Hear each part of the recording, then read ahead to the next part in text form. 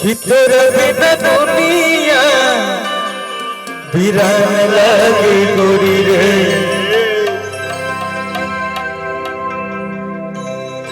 अजियत शरीरिया ते जान लागे गोरी रे।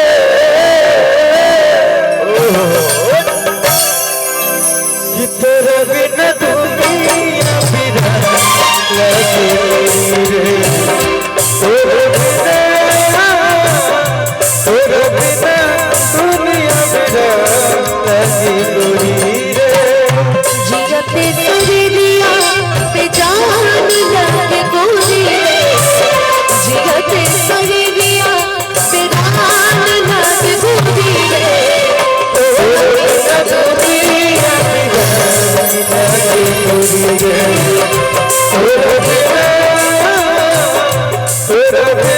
दुनिया वीरान लागे गोरी रे। केहू दुनिया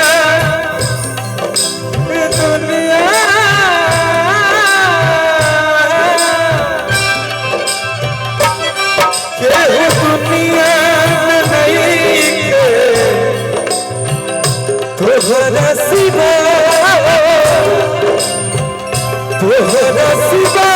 प्यार में नहीं थी बारी।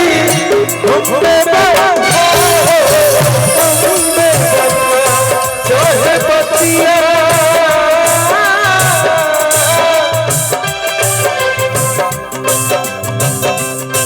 चाहे पतिया तुम न चाहे बजाओ रे। चाहे पतिया तुम न चाहे मत माना हो मत माना हो। प्यार में नहीं थी बारी।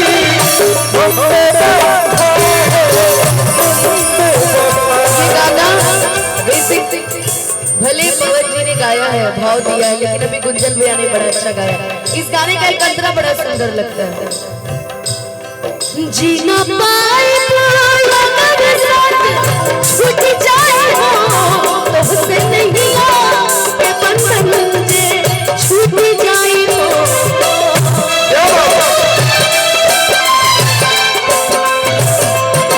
मन के नगरी से सुख सारा लुट जाए हो।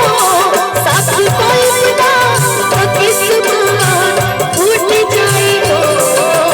एक समय था जब हम भी कहा करते थे जान तू जान जा तुझे में पाओ तुझे में पाओ।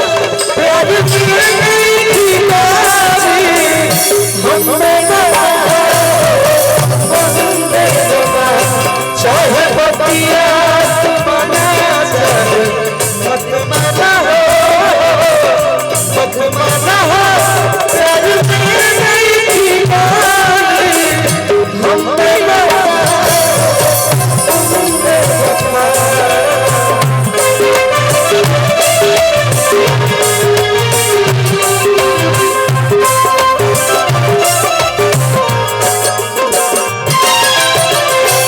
हो नजारा न तोड़ता नजरिया सा हुई रे। भूल गई रे तू सा उंगलियां सा हुई रे।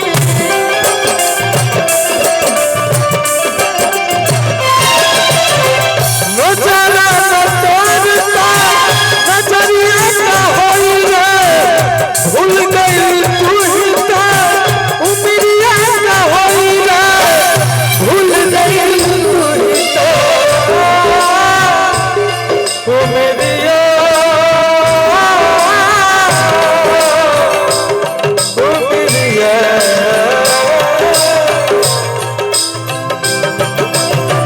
जिनकी अर्थी उम्र शमशान लागे गोरी रे। जिनकी अर्थी उम्र शमशान लागे गोरी रे। तेरा बिना दुनिया वीरान लागे गोरी रे। तेरा बिना दुनिया वीरान लागे गोरी रे।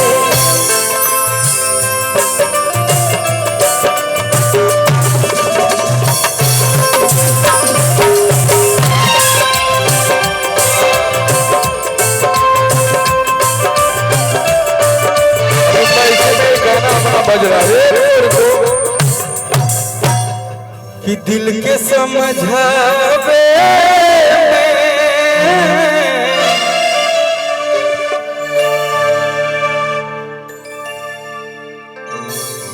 और कुछ दिन तो लगावे करी।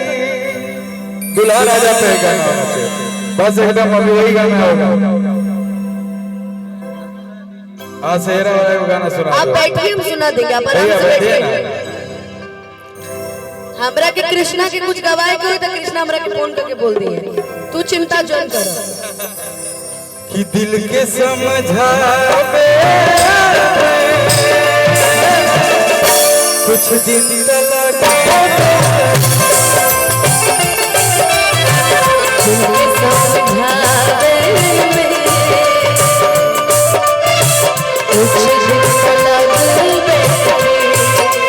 बात सही है ना? इलोरवा सुखावे कुछ दिन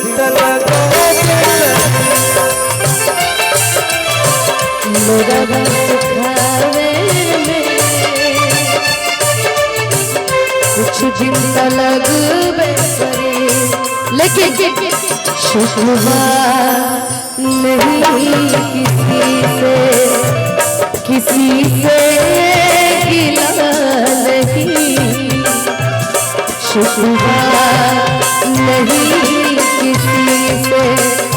किसी से गिला नहीं हो नसीब में नहीं था जो हमको मिला नहीं हो नसीब में नहीं था जो हमको मिला नहीं।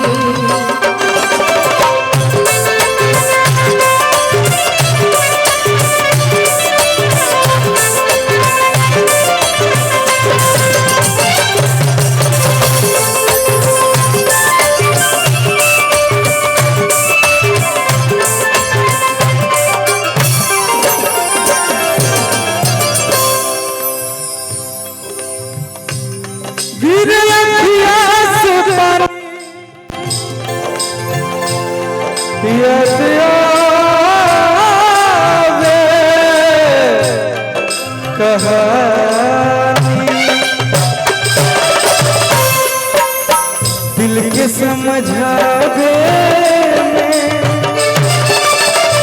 कुछ दिन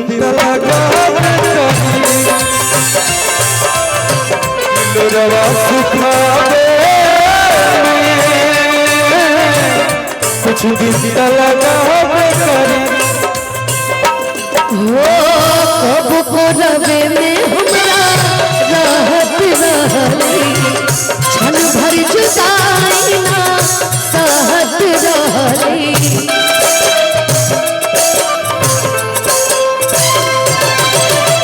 कब को रवे में हमरा राहत रहली क्षण भर जुदाई ना सहत रहली अब हमार बिना और देखले रतिया अब हमार बिना देखले रतिया होई जाला कैसे बिगान हो जाए चंदा ले आवत खबरिया जाए चंदा ले आवत खबरिया बारी मोरी जान हो ए चंदा कोई बारी मोरी जान हो